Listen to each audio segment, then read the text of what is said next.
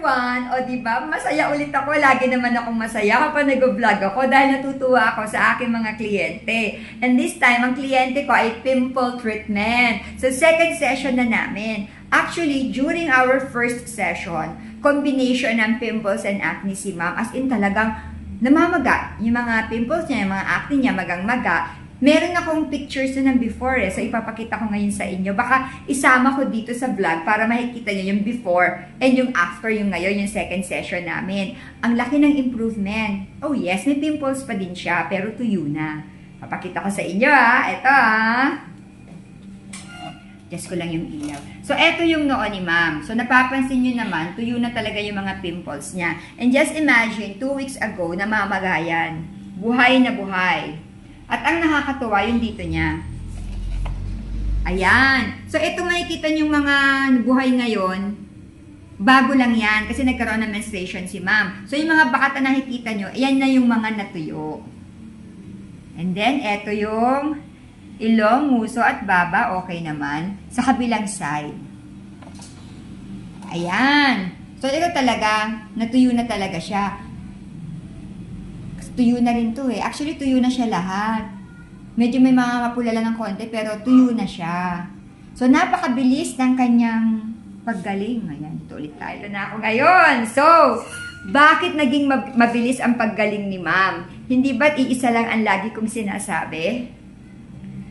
Kung may tiyaga, may nilaga. Kung gusto mong gumaling, makakagawa ka ng paraan. Kung ayaw mo, marami kang dahilan. Gusto ni ma'am at decidido siyang gumaling. Kaya ngayon, 2 weeks after, ang laki ng improvement ng kanyang skin. Kung meron mga titirang mga pimples, yun yung mga bago na. Kasi hindi naman natin i-expect na talagang hindi na siya tutubuan. Ang mahalaga, lahat ng mga tumutubo sa kanyang pimples and acne, madali nang matuyo. Kasi nakokontrol na namin yung oiliness ng kanyang skin. So, pati nga pala diet. Kasi I am a licensed nutritionist dietitian. Tinuruan ko siya kung ano yung mga dapat at hindi dapat kainin para makontrol din namin yung oiliness ng kanyang skin.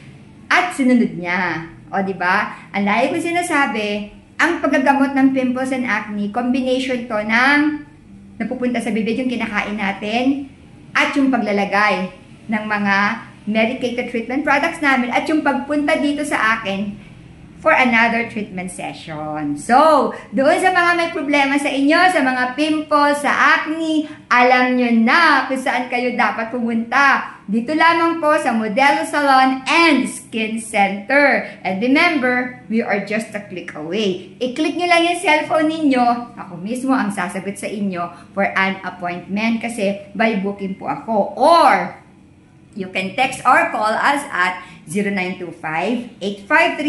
0925-853-4636. Ito lamang po kami sa Novaliches Bayan, Quezon City. Paalam na ako Naka-steam si ma'am Magki-pre-team pa kami. Marami pa kaming gagawin. May glycolic pa, may laser pa, may galvanic pa. O ma'am, dali, babay na tayo ulit. Yung mataas na kamay ma'am. Saan yung kamay ni ma'am? Ayan, nagababay na si ma'am. Bye guys!